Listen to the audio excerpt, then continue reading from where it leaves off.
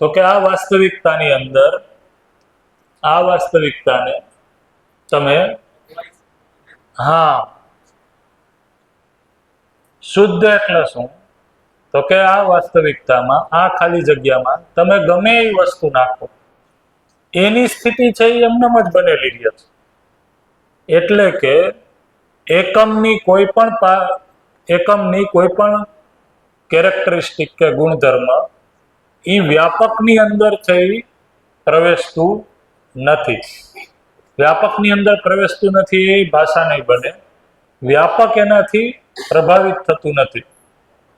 પ્રવેશતું નથી એટલે તો બાઉન્ડ્રી આવી જશે. તો વ્યાપક છે એની ઉપર એની કોઈ અસર થતી નથી. તો એ અપ્રભાવી છે, એ અર્થમાં એ સુખદાયી છે, એટલા માટે અપ્રભાવી કીધું એમ. કારણ કે એની ઉપર કોઈ પ્રભાવ થતો નથી, અપ્રભાવી છે. વ્યાપક છે પોતાનામાં સ્થિર છે, એની ઉપર છે કોઈ પણ પ્રકારના આવેશનો અસર થતી નથી. એ અર્થમાં એ અપ્રભાવી છે, શુદ્ધ છે.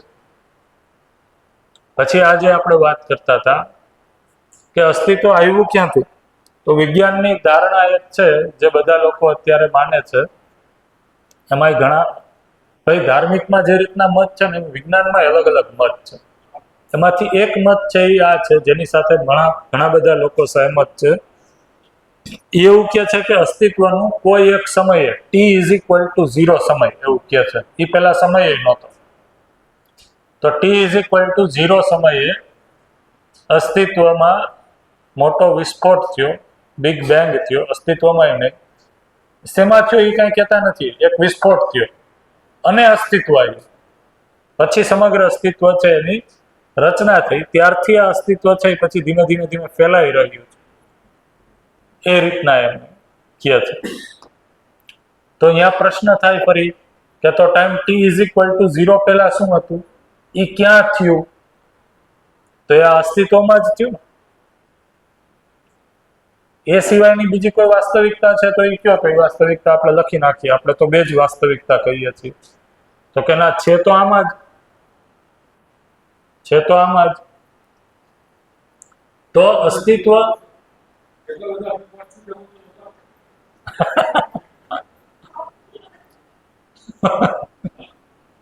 તલિકાબેન તો જોઈએ કે આપણે પૂરું, આપણો સિલેબસ પૂરો થઈ ગયો.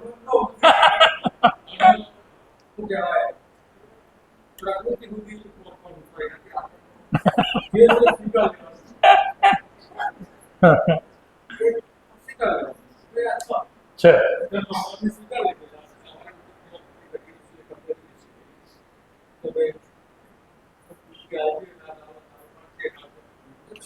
રાઈટ.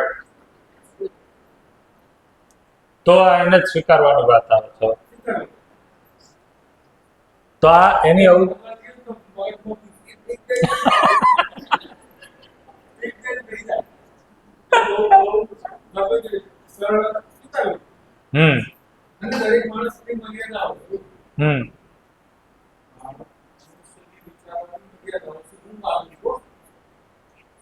એ 4.5 ક્રિયામાં મર્યાદા છે.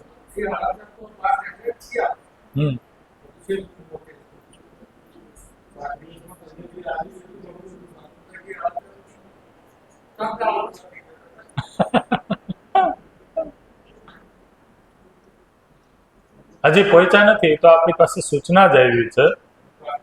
પણ તમે જે કહો છો કે 4.5 ક્રિયામાં આપણે જે લિમિટેશન છે ને હરેક વ્યક્તિની, એ 4.5 ક્રિયામાં છે. 10 ક્રિયામાં પહોંચ્યા પછી કોઈ લિમિટેશન નથી. તો જે આ વાસ્તવિકતા છે એ 10 ક્રિયામાં દેખાય છે.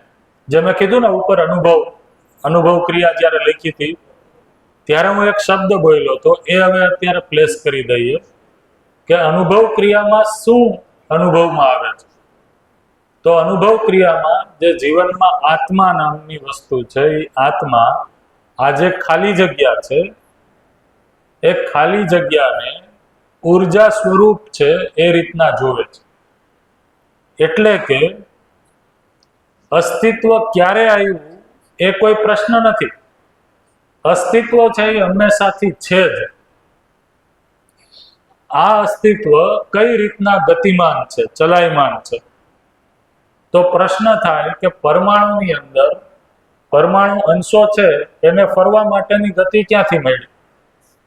પરમાણુ અંશોને ફરવાની ગતિથી લઈને આ બ્રહ્માંડમાં જે પણ ધરતી છે, જે પણ ગ્રહો છે, એ બધાની પોતાની ધરી ઉપર ફરવા માટેની ઉર્જા ક્યાંથી મળે છે? શેના કારણે એ ઉર્જા સંપન્ન છે? તો એનો જવાબ મળે છે કે આ પરમાણુ છે કે પછી આ મોટી ધરતીઓ છે, એ બધી જ છે આ ખાલી જગ્યા અથવા તો વ્યાપકની અંદર તો ડૂબાયેલી, ભેગાયેલી, ઘેરાયેલી છે જ.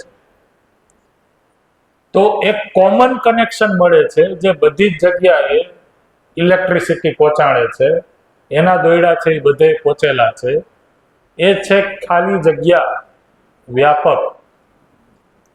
તો પછી કલ્પનામાં તર્ક ત્યાં સુધી પહોંચ્યો કે આ જે ખાલી જગ્યા છે એ એકચ્યુઅલમાં ખાલી નથી, એ એક પ્રકારની ઉર્જા છે, ઉર્જા સ્વરૂપ છે.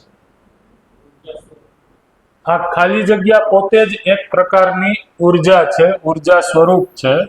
એ ઉર્જાનું નામ આપ્યું સામ્ય ઉર્જા. સામ્ય ઉર્જા એટલા માટે આપ્યું કે એ અલગ અલગ જગ્યાએ અલગ અલગ ઇન્ટેન્સિટી સાથે નથી, વધતી ઘટતી નથી. અહીંયા જેટલી છે એટલી જ અહીંયા છે, એટલી જ અહીંયા છે, એટલી જ અનંત બ્રહ્માંડમાં એ સમાન રીતના પથરાયેલી છે, સામ્ય રીતના પથરાયેલી છે. એટલા માટે મેં કીધું સામ્ય ઉર્જા. એ સામ્ય ઉર્જા છે એ પરમાણુની અંદરથી લઈ અનંત બ્રહ્માંડ અને ગેલેક્સીને ફરવા માટેની ઉર્જા આપે છે. કારણ કે હું ઉર્જાની અંદર નિત્ય નિરંતર રહેલો હોવાથી હું ઉર્જા સંપન્ન છું. તો ખાલી જગ્યા પોતાનામાં ક્રિયા શૂન્ય છે, પણ એ બધી જ એકમ અથવા તો ક્રિયાની અંદર ક્રિયા કરવા માટેનું મૂળ ઉર્જા છે. એટલે એને સામ્ય ઉર્જા કીધું અને બીજું નામ છે એ મૂળ ઉર્જા કીધું. મૂળ ઉર્જા. તો આપણે બે પ્રકારની ઉર્જા, સાયન્સ છે એ સાપેક્ષ ઉર્જાને માને છે, આ છે એ સાપેક્ષ ઉર્જા નથી એવું માને છે. Yes yes.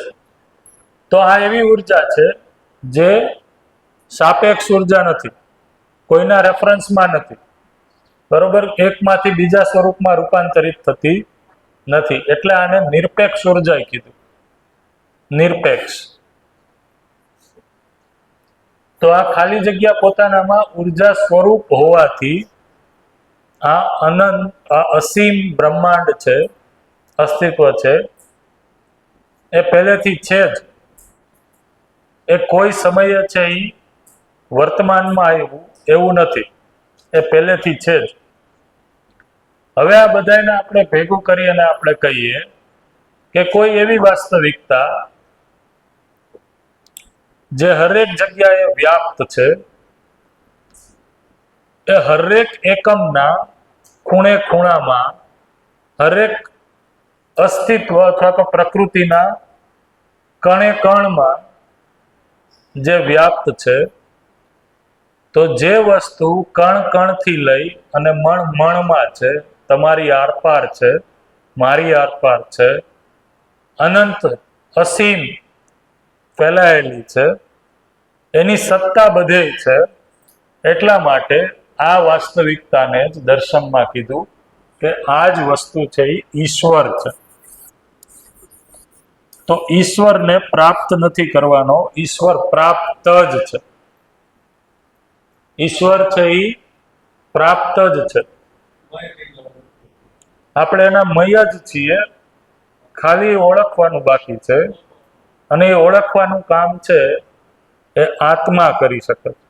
મન, વૃત્તિ, ચિત્ત, બુદ્ધિ આત્મા છે, એમાં આત્મા એ વ્યાપકની અંદર સંપૃક્ત છે, એ ઓળખ થાય છે.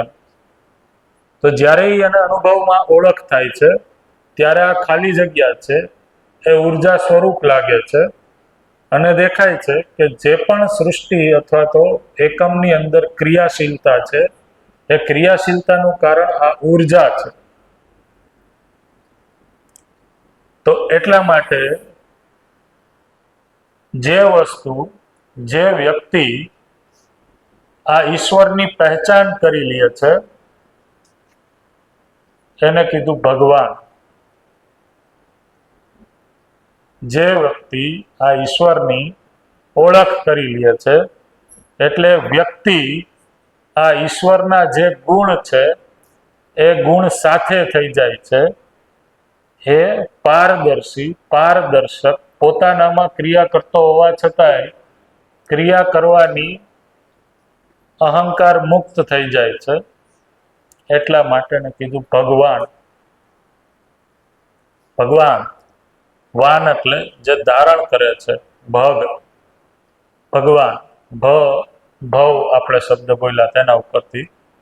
તો જે અસ્તિત્વ છે એને ધારણ કરનાર, એટલે કે અસ્તિત્વમાં જે પણ વસ્તુ છે એને સમજનાર, એના પ્રતિરૂપ સ્વરૂપે એ ભગવાન અથવા તો દિવ્ય માનવ, દેવતા, દેવ માનવ એ છે. તો ઈશ્વર ક્યાં છે? ક્યાંય દૂર નથી, કોઈ મંદિરમાં નથી. એટલા માટે કહે છે કે તમારા દિલમાં છે. દિલમાંય નથી, દિલમાં તો છે જ, બધે છે. તો ઈશ્વરથી મુક્ત કોઈ જગ્યા નથી.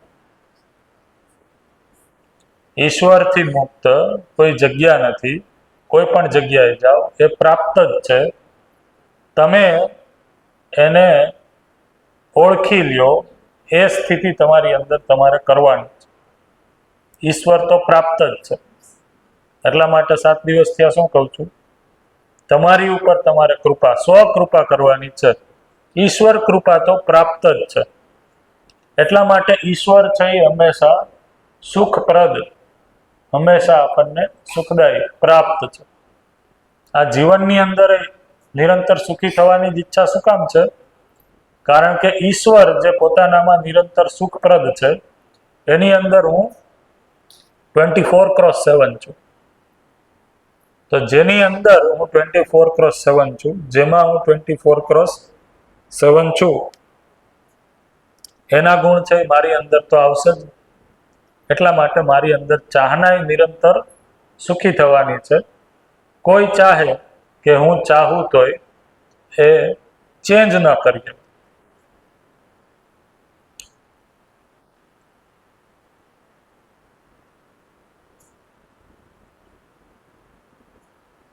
એકવાર આવી રીતના શિબિરમાં ચાલતું હતું, છેલ્લે પૂરું થયું. પછી અત્યારે જેમ સન્નાટો છે એમ સન્નાટો થઈ ગયો.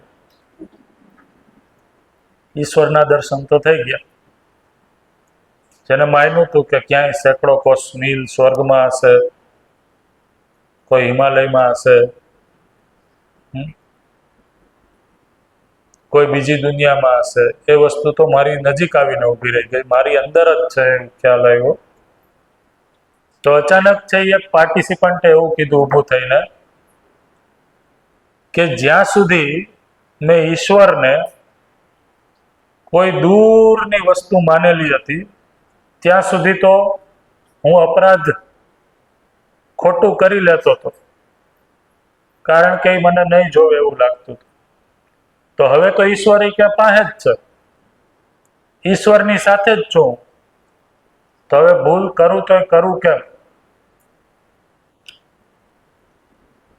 તો જ્યારે એ સમજાઈ જાય છે કે ઈશ્વર તો છે જ, બરોબર, ત્યારે એ ભૂલ થવાનું બંધ થઈ જાય છે. ભયથી નહીં,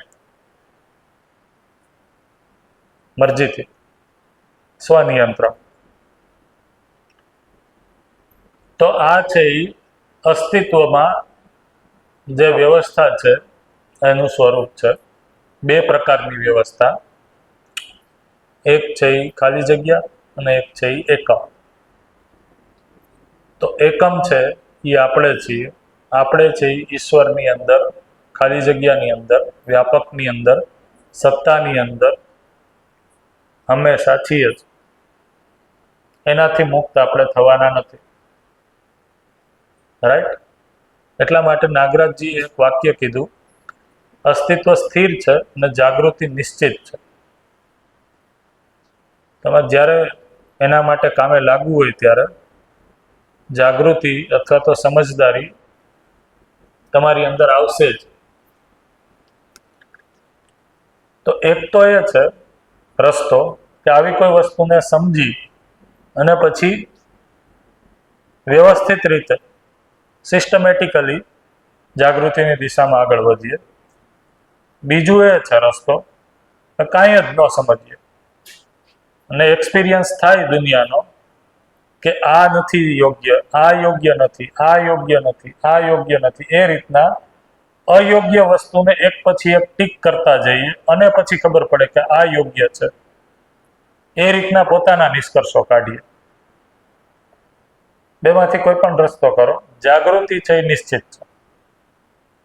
કારણ કે અસ્તિત્વમાં માનવ છે એ સમગ્ર અસ્તિત્વનું પ્રતિરૂપ છે અને અસ્તિત્વ સમગ્ર માનવ દ્વારા અભિવ્યક્ત થવા માંગે છે. એટલા માટે જાગૃતિ તો એની અંદર આવશે જ. કારણ કે આ સમગ્ર અસ્તિત્વ શું છે એ વ્યક્ત થવા માંગે છે માનવ દ્વારા. એટલા માટે માનવ માટે વ્યક્તિ એ સંજ્ઞા છે. વ્યક્તિ જે સંપૂર્ણતાના અર્થમાં હંમેશા પોતાની અંદર વ્યક્ત થવા માંગે છે અને કીધો વ્યક્તિ, તો અભિવ્યક્તિ તો નિરંતર બનેલી જ, રાઈટ? તો તમારી પાસે ઓમ જોઈએ તો ચોઈસ છે પણ કોઈ ચોઈસ નથી. શું ચોઈસ છે? તો કે તમે જાગૃતિ સુધી પહોંચવા માટેના સમય રેખાને ડિલે કરી શકો, પણ પહોંચવાનું છે એ અહીંયા જ પહોંચવાનું છે, એ ફિક્સ છે. તો કોઈ છે એ વહેલા પહોંચી જશે, કોઈ છે એના પછી પહોંચશે, કોઈ છે એનાથી મોડું પહોંચશે, પણ પહોંચશે ખરી. સમગ્ર અસ્તિત્વ છે એ જાગૃતિની દિશામાં જ છે. તો મૂળ જેટલી પણ વાત કરવાની હતી આપણે આ શિબિરમાં એ થઈ ગઈ છે.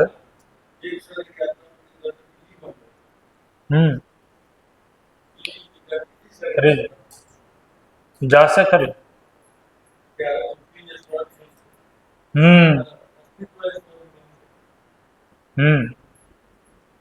નહીં, પૃથ્વી જ સ્વર્ગ બનશે. તમે કહેશો એમ કે કોઈ એક ધરતી ઉપર જ્યારે માનવીયતા આવી જશે તો એ ધરતી સ્વયં સ્વર્ગ બની જશે. એલિયન્સ એટલે માણસ જ છે. નહીં, આવી તો એ ત્યારે આવશે કોઈ એલિયન કે કોઈ વ્યક્તિ છે એનાથી આપણને કોઈ ખતરો નથી, કોઈ આવવાનું નથી.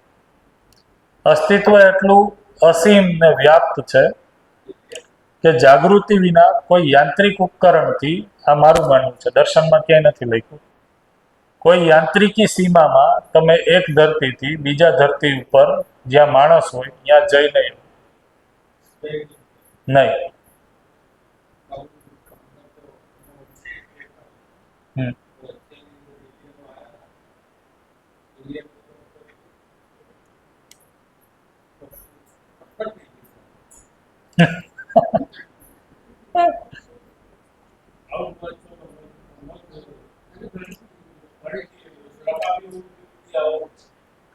મેં બધું વાંચ્યું છે, ઘણું છે. પણ કોઈ ગ્રહ, નક્ષત્ર, ઉલ્કા અથવા તો એલિયન જેને પણ કહીએ, એનાથી કોઈ પણ જે સમૃદ્ધ ધરતી છે, સમૃદ્ધ એટલે જ્યાં માનવ આવી ગયો છે, બરોબર, એને કોઈ એટલે કોઈ ખતરો નથી.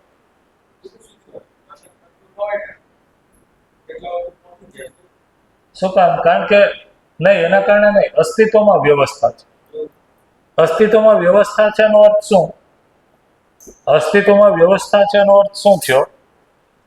તો કે કોઈ ભ્રમિત વ્યક્તિ ને જે પણ કાળા કામ કરવા હોય તો એ કાળા કામ તે પોતાની ધરતી સુધી જ કરી શકશે.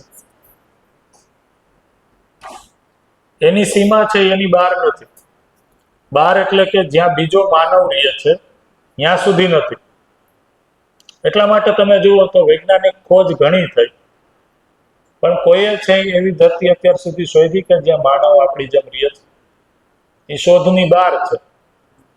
તો એ એટલા માટે કારણ કે અસ્તિત્વમાં એ વ્યવસ્થા છે કે જ્યાં સુધી તમે જાગૃત નહીં થાવ ત્યાં સુધી તમારી ગતિ કોઈ એવા ગ્રહ સુધી નહીં થઈ શકે, પહોંચી નહીં શકો જ્યાં કોઈ બીજું માનવ જીવન છે એ પાંગરતું હોય. કારણ કે ભ્રમિત બુદ્ધિ છે અહીંયા એ જ કરશે, એટલે એને અહીંયા સુધી જવાનો કોઈ સ્કોપ જ નથી. તો દર્શન તમે વાંચશો તો એમાં આવી વસ્તુ લખી છે, જે ભ્રમિત માનવ છે એ વારંવાર જન્મ લેશે ક્યાં સુધી? તો કે બને ત્યાં સુધી એના નજીકના સગા સંબંધીઓમાં જ. એનાથી સેજ ઉચ્ચ કક્ષાનો વ્યક્તિ છે એક ધરતી ઉપર ગમે ત્યાં જન્મ લેશે. જાગૃત માનવ છે બરોબર, એ એક બ્રહ્માંડ સુધી કોઈ પણ ધરતી ઉપર છે એ જાય જ્યાં માનવ જીવન બીજે હોય ત્યાં લેશે. તો માનવ જીવન એ બીજે છે એવું તો કે જ છે, કારણ કે આપણી કોઈ પૃથ્વી છે કોઈ વિશેષ કાર્યક્રમ નથી, બીજે માનવ હોય જ છે. પણ એ જાગૃતિ પહેલા પહોંચમાં નહીં. જાગૃત જીવન છે એ શરીર છોડ્યા પછી એક બ્રહ્માંડ સુધીની યાત્રા કરી શકે. દિવ્ય માનવ, દિવ્ય જીવન એ અનંત બ્રહ્માંડ સુધી કોઈ પણ જગ્યાએ જાય. તેનું કામ કરવાનો સ્કોપ છે એ સમગ્ર અસ્તિત્વમાં છે. જ્યાં પ્રોજેક્ટ ચાલુ હોય છે ત્યાં હોય છે. ભ્રમિત સ્થિતિમાં લોકો ન જાય. આપણી લોકાલિટી ન છોડીએ. જો અત્યારે સશરીર જેટલા ભ્રમિત એટલા છે એ એક એરિયામાંથી બહાર ના નીકળીએ. થોડુંક ભણીએ તો આપણને એમ થાય કે સિટી તો બદલાવી એમ છે, ચાલો બહાર નીકળીએ. તો જેટલા ભ્રમિત, જેટલા સંકુચિત, એટલા છે એ કાર્ય કરવાનો તમારો દાયરો છે એ સંકુચિત થશે. એટલા માટે કોઈ એલિયન હશે એ કદાચ આવશે તો એ જાગૃત વ્યક્તિ જ આવી શકશે. જો કોઈ અહીંયા આવશે તો એ જાગૃત આવશે. જાગૃત વ્યક્તિ છે એ આપણને અહિત નહીં કરે, એ કોઈ આપણને પોઝિટિવ પ્રેરણા આપીને જ જશે કે ભાઈ આ માણસો જે રીતના જીવે છે એમાં એકાદી વસ્તુ, બે ત્રણ વસ્તુ કંઈક ખરખરે સુધારવાની જરૂર છે તો સુધારી નાખે, તો એનું કામ કરીને વહી જશે. ભ્રમિત વ્યક્તિ કોઈ નાશ કરવા માટે અહીંયા ક્યાંકથી આવી જશે એવું નહીં થાય. તો એ ચિંતા હોય તો છોડી દે. આપણને સૌથી વધારે ચિંતા છે એ અત્યારે હાલમાં જે અહીંયા માણસો જીવે છે એનાથી જ છે. બરોબર, પૃથ્વી ઉપર જ છે એ અલગ અલગ દેશોએ જે પરમાણુ હથિયારનો જથ્થો ભેગો કર્યો છે એનાથી જ. એવું કહેવામાં આવે છે કે 40 થી વધારે વાર છે એ પૃથ્વીને બાળી શકે એટલો પરમાણુ જથ્થો છે આપણી પાસે. જેટલા પરમાણુ હથિયારો છે એને આપણે જો લોન્ચ કરીએ તો આ ધરતીને 40 થી વધારે વાર છે એ ભસ્મ કરી દે એટલા હથિયારો છે. બરાબર,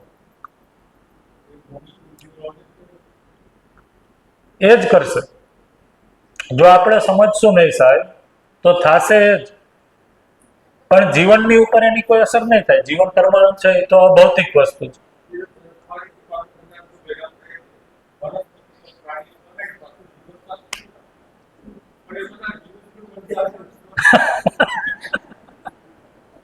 જીરો જીરો થઈ જ જશે. જો આપણે સમજશું નહીં તો આ જે દિશા છે એ તમે જોવો એ જીરો જીરો તરફ જ છે.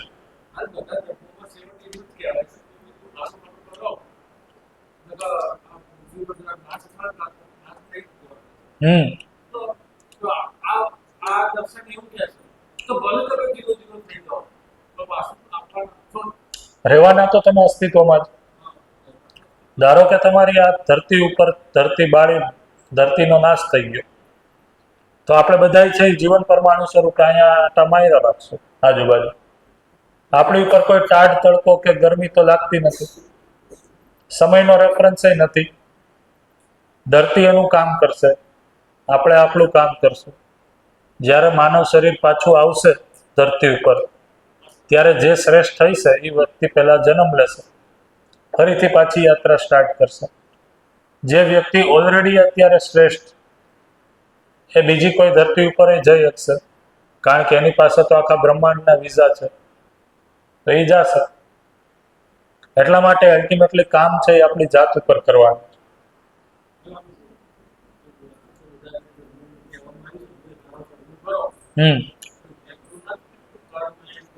હા.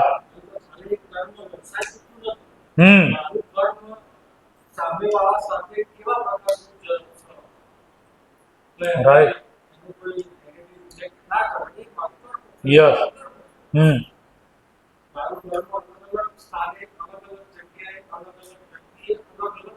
એકદમ.